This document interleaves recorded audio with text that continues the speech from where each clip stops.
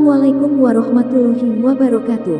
Allahumma sholli ala Sayyidina Muhammad wa ala ali Sayyidina Muhammad. Pemirsa yang dirahmati Allah, marilah kita simak ceramah dari Kiai Haji Abdullah Gimnastiar dengan tema cara untuk melembutkan hati. Sebelumnya marilah kita perbanyak sholawat minimal 1000 kali sehari, agar hidup kita penuh barokah dan mendapatkan syafaat kelak.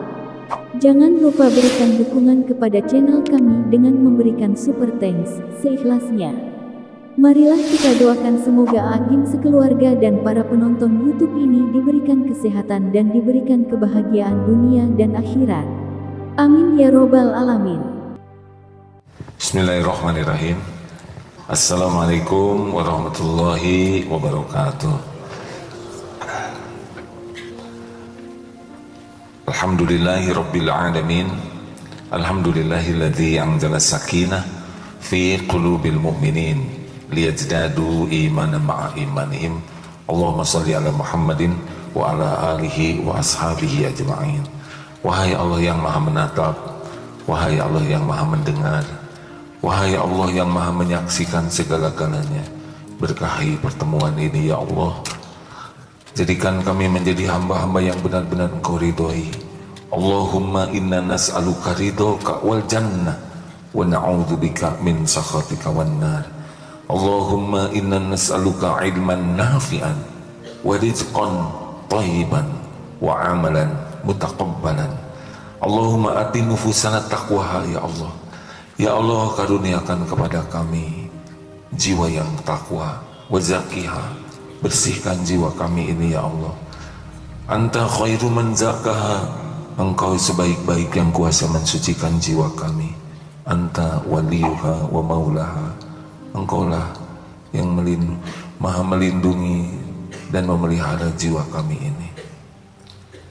Allahumma inna nas'alukal huda, ya Allah kami mohon kepadamu petunjukmu, wa tuqa, ketakwaan, wal afafa, hidup yang terpelihara, wal ghina, hidup yang selalu tercukupi. Engkau penguasa segala takdir ya Allah. Golongkan kami menjadi ahlul yakin, ahlul aman, yang ikhlas dan istiqomah. Amin ya rabbal alamin. Alhamdulillah, rugi kalau tidak doa, rugi. Karena Allah maha dekat, Allah sudah menjanjikan, wa idza sa'alaka ibadi anni fa inni qarib ujibu da'watad da'i idza da'an. Apabila hamba-hambaku bertanya kepadamu wahai Muhammad tentang aku, katakan, aku adalah dekat, aku mengabulkan doa orang-orang yang berdoa. Idza da'an, apabila berdoa kepadaku. Orang-orang yang tidak mau doa, orang-orang yang sombong dan tidak disukai oleh Allah. Doa itu ibadah. Makin banyak doa, makin disukai Allah. Doa. Baik, kali ini kita buka surat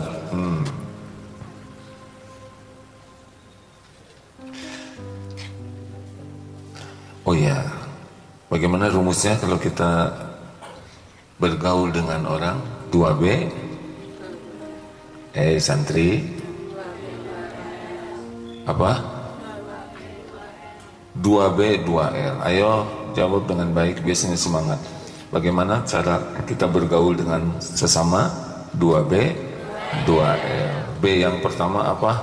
Berani mengakui kebaikan, kelebihan dan jasa orang lain. Jadi kalau ketemu orang, langsung kita lihat kelebihannya, kebaikannya, jasanya. Untuk kelebihannya, udah jangan macam-macam, ini gimana teman saya kelebihan berat badan, bukan itu ya. Yang dimaksud kelebihan ini adalah ya karunia Allah. Ini lebih pintar dari saya, ini pengalamannya lebih banyak, ini hafalannya. Langsung kita ingat bahwa kelebihan siapapun itu adalah dari Allah. Jadi kita tidak boleh iri, tidak boleh dengki, melainkan kita syukuri dengan mendoakan. Semoga Allah memberikan keberkahan. Gitu. Jadi penyakitnya kita ketemu dengan orang yang punya kelebihan itu dengki. Tahu dengki? SMS. Susah melihat orang senang, senang melihat orang susah. Tidak boleh. Tidak boleh dengki kepada orang yang beriman, karena semua kelebihan, semua karunia Allah yang memberi. Kenapa kita rewel? Tidak boleh. Jadi kalau lihat orang, ini pintar, ini baik, ini rajin, ini punya rezeki, langsung kita ingat ini adalah dari Allah. Jadi tidak boleh iri. Lalu apa? Ingat jasanya, ingat kebaikannya. Makin kita bisa ingat kebaikan orang, hati kita jadi lembut dan kita jadi berterima kasih. Nah, orang yang berterima kasih itu adalah orang yang bersyukur. Bagaimana? Man lam yazkuril qalil la yazkuril katsir. Barang siapa yang tidak mensyukuri yang kecil, dia tidak bisa mensyukuri yang besar.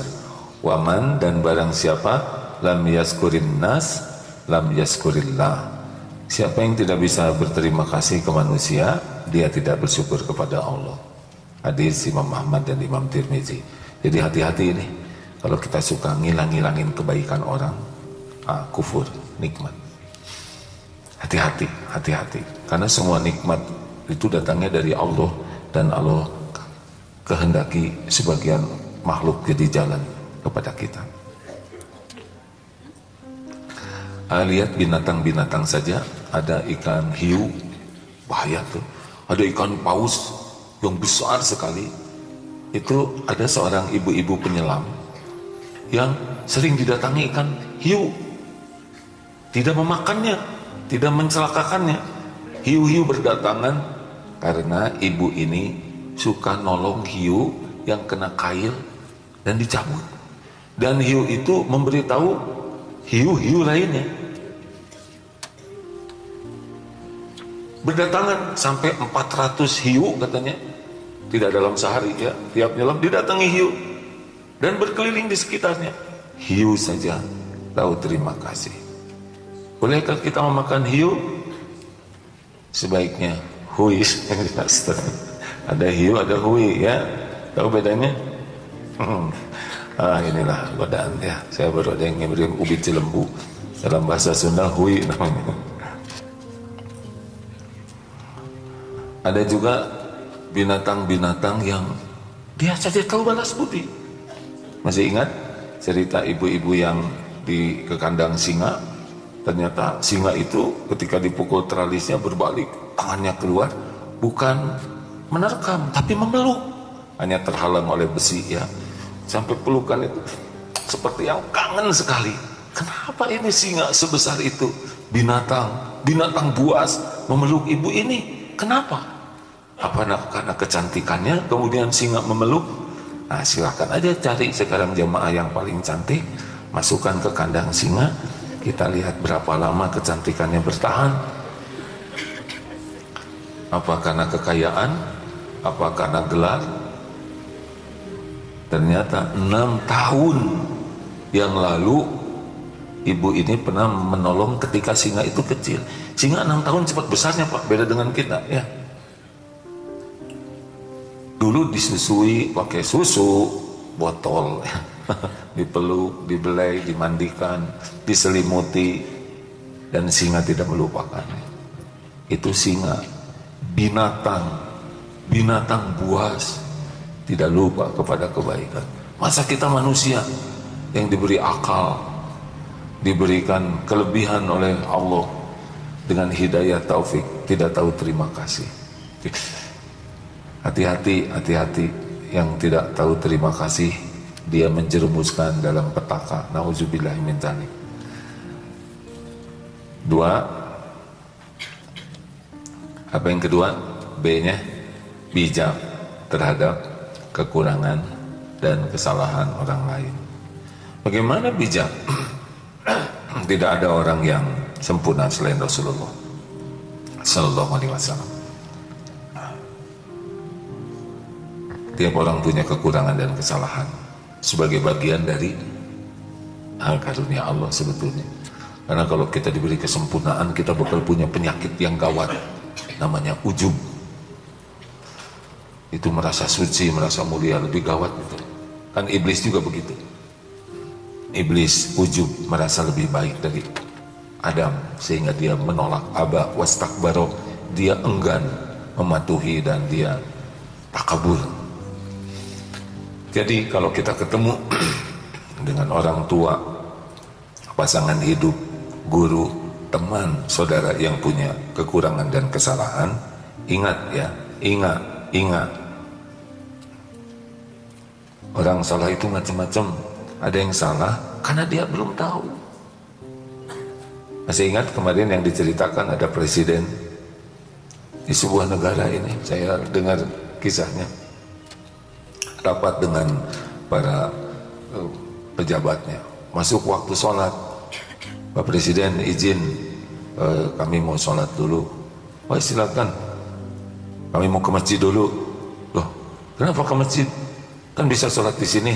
Oh tidak Pak Presiden, lelaki Islam itu sebaiknya sholatnya di masjid. Oh begitu ya, berarti baru tahu.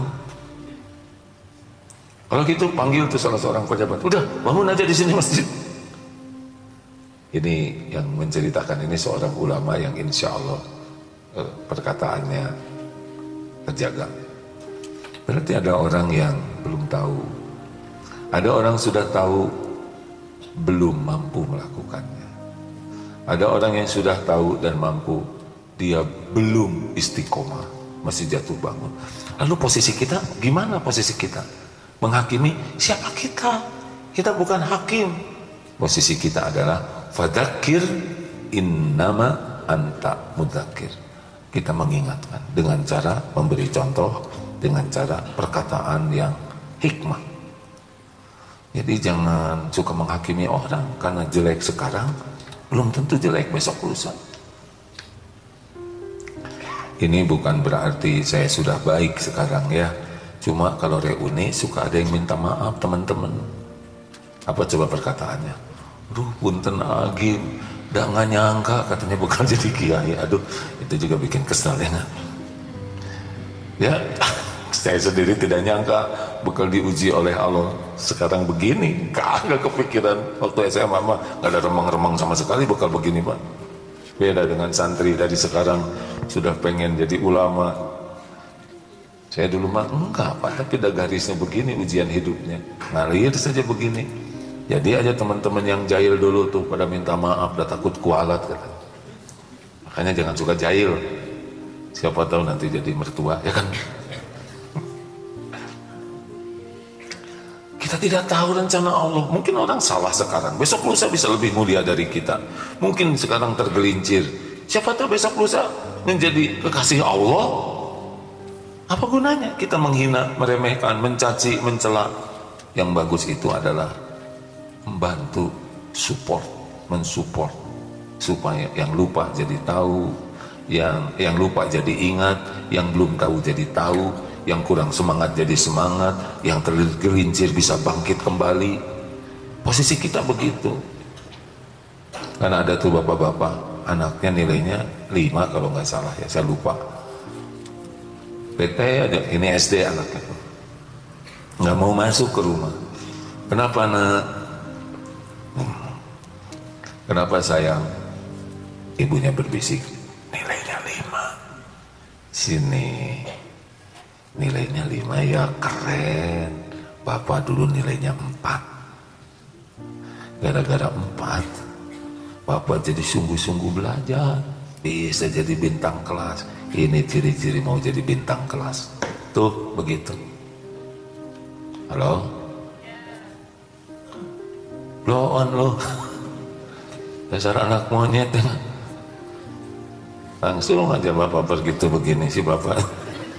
Nggak boleh begitu. Jangan ya, jangan memvonis orang kalau memang tidak punya kapasitas atau kewajiban sebagai hakim. Kita tidak tahu rahasia Allah. Gimana nih kalau orang ngomongnya jelek, menghina. Ada ayat yang tadi Imam baca tuh, surat Al-Furqan ayat 63. Ada wa idza khatabahumul jahiluna qalu salam. Ini ada juklaknya, petunjuk pelaksana. Jadi kita nanti itu gaul itu tidak akan semua orang suka ke kita. Tidak akan semuanya suka. Nabi aja yang sempurna ada yang tidak suka. Masa kita yang nyebelin asli semua orang senang? Gak mungkin. sebaik apapun yang kita lakukan, kita harus siap menerima kenyataan ada orang yang tidak suka ke kita. Dan biasa aja. Kita tidak usah berupaya supaya semua orang suka ke kita. Mau apa? Bukan itu kerjaan kita. Kerjaan kita tuh bukan berusaha supaya orang suka ke kita. Kerjaan kita itu adalah supaya Allah menyukai kita. Karena yang membulak-balik hati adalah Allah. Kita nggak bisa membulak-balik hati siapapun. Makanya gak usah ribet. Kita berbuat sesuatu akan ada yang seneng, ada yang biasa aja, ada yang nggak seneng, ada yang memfitnah. Biasa aja, memang begini dunia.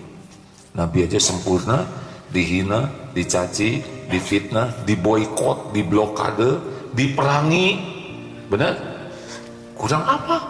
Niatnya sempurna baik, akhlaknya sempurna baik, perkataannya juga baik, dan untuk kepentingan orang-orang yang menyakiti juga.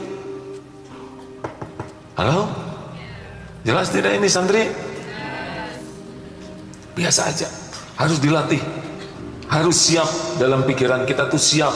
Tidak semua orang akan baik ke kita, tidak semua orang akan menghargai, tidak semua. Dan kita harus sangat siap kebaikan kita tidak dianggap baik. Apa-apa, tenang saja. Orang yang banyak luka di hati itu adalah orang yang sibuk dengan makhluk. Orang yang sibuk dengan Allah biasa aja. Karena orang itu ujian seluruhnya. Ada yang, wah kita perlu menjelaskan siapa diri kita, tidak. Tunggu dulu ya. Kalau orang itu udah suka, kita menjelaskan banyak, mau ngapain, namanya juga udah suka, ya kan? Kalau orang itu tidak suka ke kita, terus kita menjelaskan kebaikan kita, makin enak dia. Udah, jadi orang baik saja terus. Tidak perlu menuntut orang lain jadi tahu, jadi baik ke kita, nggak usah. Karena kita tidak bisa membulak-balik hati. Ini penting ya, karena kita itu suka sakit hati, kecewa, jengkel, malah jadi marah, dendam, karena kita memang menginginkan orang itu sesuai dengan keinginan kita. Oh, ingin boleh, tapi kita harus tahu yang bisa mengubah itu Allah. Halo, jelas tidak nih? Nih, santri nanti kalau udah menikah harus siap menerima kenyataan. Memang kalau sebelum menikah itu seakan-akan gak ada kekurangan. Semuanya tuh nampak indah, ya nggak? Begitulah ya. Namanya juga bucin, budak cinta. Ya, astagfirullahaladzim. Kalau orang sudah jatuh cinta tuh ya nggak? Kesilep aja. Manyun juga dianggap senyum, ya kan? Dia belum mandi dianggap parfum, begitulah. Yang enggak aja, sama lelaki juga. Walau gunung kan kudaki, lautan ku seberangi, apalagi tumpeng ku habisi. Itu kalau belum menikah mah katanya ada batu juga. Aduh, begitu. Kalau udah nikah gimana? Pakai mata. Harus siap ya. Makanya yang nikah yang menderita itu adalah yang banyak berharap dari makhluk, bukan berharap dari Allah. Capek karena nggak ada manusia ideal. Tuh, ya begitulah. Lanjutkan. Jadi gimana nih kalau ada orang salah? Ya kita satu belajar dari kesalahan orang. Kalau ada orang yang akhlaknya kurang baik, sikapnya tidak sesuai harapan, kita belajar. Oh, ternyata kalau sombong tuh kayak gini. Saya tidak mau sombong. Oh, ternyata kalau ngajar telat itu guru nggak wibawa. Saya tidak mau telat. Oh, ternyata kalau pelit itu walaupun dandan keren, pelit, koret, kedekut, buntut kasir, cap jahe, jatuh wibawa. Allah ngasih peran. Oh, ternyata orang marah-marah tuh jelek banget. Wajahnya jadi berantakan. Kata-katanya jadi seperti tidak berpendidikan. Kelakuannya juga seperti orang yang hilang kesadaran. Kan gitu, orang yang marah, apa ini? Gak usah gitu ya, tinggal ngomong apa ini, kan bisa. Orang marah tuh kan akalnya ngedrop. Kata-katanya seperti binatang, perilakunya ngebanting-banting. Ada orang marah-marah di depan saya, berarti Allah ngasih contoh, saya tidak boleh begitu.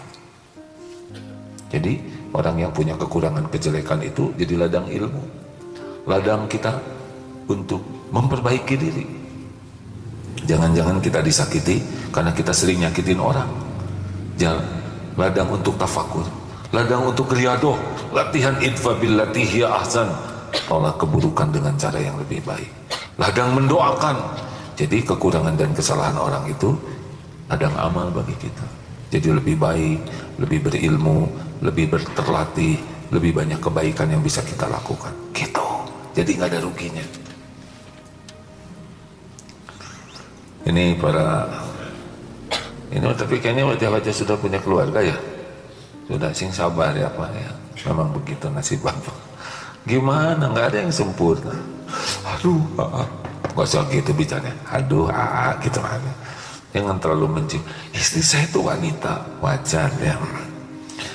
Mulutnya nggak bisa berhenti. Untung ngomongnya sama bapak, coba sama tetangga ditonjok, betul tidak? Terima aja, tenang aja, dengar, simak. Itu ngulang-ngulang terus, ya udah jawab lagi. Justru itu kalau saya jawab, kemarin lagi jawabannya, ya diam. Nah diam juga jawab dong. Ya udah, atuh tobat. Senyum aja lah. Tadi kan jelas, wa idza khatabahumul jahiluna qalu salaman. Apabila orang jahil itu orang yang gak bisa mengontrol dirinya, gak bisa mengendalikan diri. Dia bodohnya karena gak bisa mengendalikan diri. Ini bisa siapapun, bisa orang lain, bisa preman, bisa suami, bisa istri, bisa orang tua, atau siapalah yang omongannya gak enak. Udah gak usah dijawab dengan yang sama. Misalnya, monyet lo, tersinggung jangan. Kita monyet bukan? Kita monyet bukan? Terus dia nyebut, hei monyet lu. Jadi gimana? Jawabannya gimana?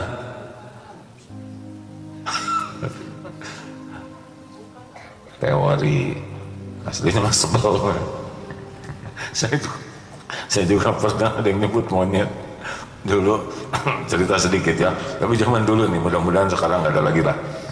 Emang ceramah mah gampang ya, tapi aslinya disebut monyet tuh ada kemiripan gitu. Kan sebetulnya yang tersinggung tuh yang merasa mirip Pak. Coba aja yang gemuk sebut gini, hei kurus, nggak ketawa ya, nggak sakit hati, tapi hei ndul berapa kuintal, nah baru tersinggung karena beliau gemuk. Coba sekarang yang kurus, hei gemerot, nggak ada, dia nggak ngepek karena dia nggak ngerasa. Nah sebetulnya yang marah disebut monyet itu adalah penganut teori Darwin. Jadi dia merasa kemonyetannya itu ada. Astagfirullahaladzim. Astagfirullahaladzim. Dulu ya, antara teori dengan kenyataan gitu ya, beda mudahnya. Tapi ini dulu masih muda. Ada angkot tuh di jalan Cimbulait. Itu berhentinya nggak ke pinggir. Saya naik motor, naik motor atau naik mobil? Oh mobil, sampingnya, Pak, pinggir Pak, ini terlalu tengah. Dia geser sedikit gitu, kurang minggir Pak. Terus ngomong gini, ini juga udah minggir monyet. Waduh, emosi. Yang kebayang apa? Kunci roda, ya kan? Gelut ya, gelut. Yang lebih ngenes lagi, saya dikelaksonin namanya mobil di belakang, tidit. Jadi kan harus maju. Mau ngambek juga udah keburu maju, dipelanin dianya nggak maju-maju. Itu mah dongkolnya luar biasa. Terus saya pikir apa-apaan. Nah seperti itulah, harusnya bicara aja baik-baik ya. Memang yang kebayang itu adalah dongkrak Pak, yang gelut, gelut.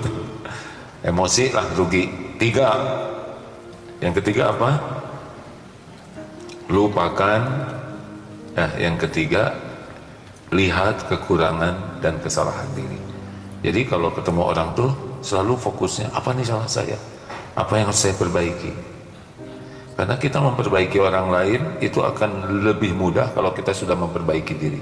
Apa dalilnya? Ku anfusakum wa ahlikum naro. Jaga dirimu dan keluargamu dari api neraka. Jaga diri dulu. Lelaki,